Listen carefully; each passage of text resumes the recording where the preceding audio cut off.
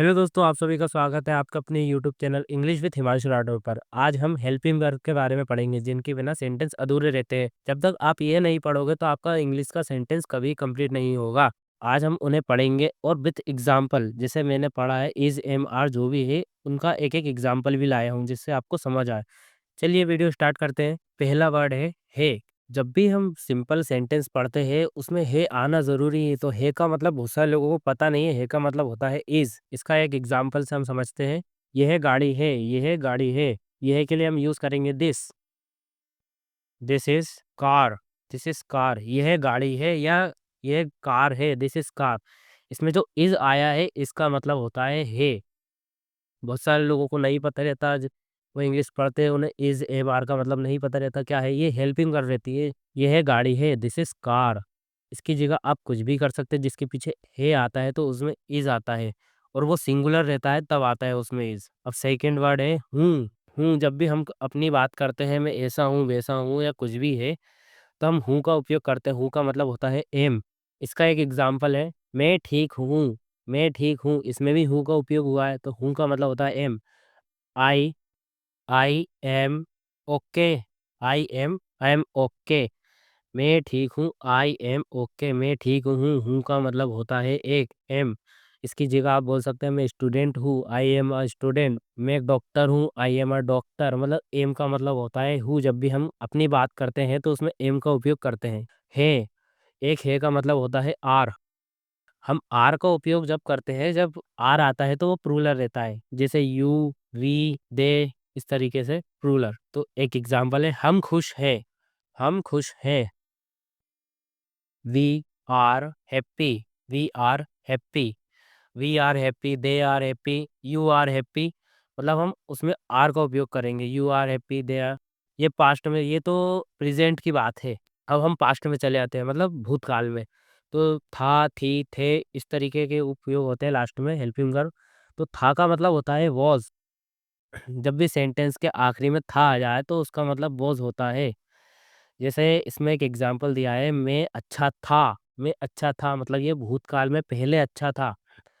तो I was I was good. I was good. मैं भूतकाल में अच्छा था मतलब मैं पहले अच्छा था। I was good. मैं डॉक्टर था। I was doctor. मैं स्टूडेंट था। I was student. मतलब जब भी भूतकाल में बात चली आए, पास्ट में बात चली आती है तो उसमें था थी का उपयोग होता है। तो था का मतलब होता है वॉज। और जब आपने सुना होगा थे, हम थे में कंफ्यूज हो जाते हैं तो थे में भी वॉज लगा देते हैं। लेकिन थे का मतलब होता है वर। इसका एक उदाहरण से समझिए आप डॉक्टर थे। आप डॉक्टर थे। आपके लिए यू, थे के लिए वर, यू वर डॉक्टर। इसको हम शॉर्ट फॉर्म में लिख देते हैं डी आर। आप समझ जाइए। आप डॉक्टर थे, यू वर डॉक्टर। मतलब वर का मतलब होता है थे। बहुत सारे लोग कंफ्यूज हो जाते हैं कि थे और था में क्या अंतर है। तो बस इतना ही अंतर है। होंगे, होंगे ऐसा होगा। मतलब ये बात फ्यूचर में चली गई है। जब भी हम भविष्य की बात करते हैं तो उसमें होंगे, होगा, ऐसा होगा। तो होगे के लिए हम यूज करते हैं विल। विल। विल का मतलब होता है होगा, होगी। इस तरीके से विल का मतलब एक एग्जाम्पल है इसका। आप खुश होंगे। आप खुश होंगे। आपके लिए हम यूज करेंगे you. You you will happy. You will happy. आप खुश होंगे। फ्यूचर में बात चली गई मतलब भविष्य में बात चली गई है। तो भविष्य के लिए हम यूज करते हैं विल। विल का मतलब होता है होंगे, होगा और हो सकता है। मतलब कैन आ जाता है। सकते के लिए हम यूज करते हैं कैन। जब तक आप ये छोटी-छोटी बात नहीं सीखेंगे तब तक आप अंग्रेज़ी भी नहीं सीख पाएँगे। जब तक ये आप माइनर माइनर मिस्टेक नहीं सुधारेंगे, ये हेल्पिंग वर्ब हुई इस तरीके से, तो आपको इंग्लिश पढ़ना असंभव है। हम आपके लिए डेली इन्फॉर्मेटिव वीडियो लाते हैं तो प्लीज़ सब्सक्राइब करें एंड लाइक ज़रूर करें। आगे लिखा है पास है। पास है। ये जो हमने बताया है आप इसे नोट करते चले और आप डेली प्रैक्टिस करिए। जैसे आपसे कोई पूछता है आप ध्यान दीजिए उसकी बात पे कि उसने पास्ट में बोला है, फ्यूचर में बोला है, प्रेजेंट में बोला है। मैंने आपको बताया प्रेजेंट के लिए हम यूज़ करते हैं is, am, are a. Present के लिए वॉज़। आपको इतना तो समझ आता होगा मतलब था की बात आ जाती है तो ये पास्ट में चली जाएगी। होंगे तो होंगे मतलब फ्यूचर में। आप हेल्पिंग वर्ब की जगह आप विल का उपयोग करें, वर का उपयोग करें। जब तक आप यूज़ नहीं करेंगे तब तक आप सीख भी नहीं पाएँगे। आगे लिखा है पास है। पास है का मतलब होता है जो भी हमारे पास है उसके लिए हम यूज़ करते हैं हैव या हैज़ का। तो जब भी सिंगुलर में बात आती है तो हैज़ और जब प्लूरल में आ जाती है तो हैव। जैसे ही, शी, इट के लिए हम यूज़ करेंगे हैज़ और बाकी जो प्लूरल सेंटेंस रहता है यू, वी, आई उसके लिए हम हैव का उपयोग करेंगे। तो इसमें लिखा है उसके, उसके का मतलब होता है ही तो हैज़ इसमें हम यूज़ करेंगे हैज़। हैज़, हैज़ का मतलब होता है उसके पास। अब इसमें एक उदाहरण लिखा है उसके पास एक कार है, उसके पास एक कार है।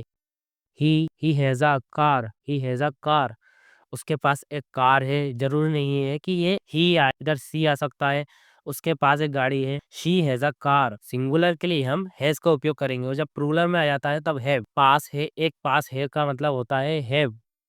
हैव मतलब पास है। इसका एक उदाहरण है, हमारे पास एक स्कूल है, हमारे पास एक स्कूल है। हमारे के लिए यूज़ करेंगे हम वी हैव अ स्कूल। हमारे पास एक स्कूल है। ये शॉर्ट फॉर्म में लिखा आप समझ गए होंगे school. We have a school, मेरे पास एक स्कूल है, आई हैव अ स्कूल। तुम्हारे पास एक स्कूल है, यू हैव अ स्कूल। लेकिन जब ही, शी, इट उसके पास स्कूल है, he has a school, he has a school. I hope आप इतना समझ गए होंगे। आगे लिखा है पास था। इसमें अब बात चली गई है पास्ट में, क्योंकि हमारे पास जो भी है वो था भी हो सकता है। तो हेड, पास था के लिए हम यूज़ करते हैं हेड। हेड मतलब हेड का मतलब होता है जो भी हमारे पास था।